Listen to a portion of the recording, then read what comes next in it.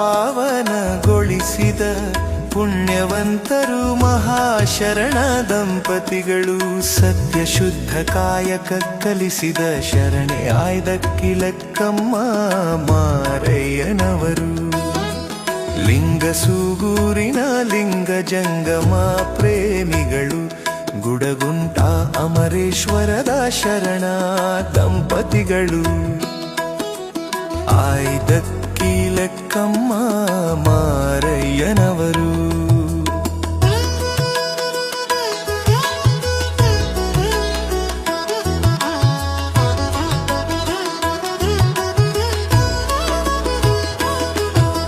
ಬಸವಣ್ಣನ ಅರಸಿ ಕಲ್ಯಾಣಕ್ಕೆ ಹೋಗಿ ಕಲ್ಯಾಣದ ಕಲಶವೇ ಆದವರು ಎಂಥ ಶರಣೆ ಆಯ್ದಕ್ಕಿಲಕ್ಕಮ್ಮ.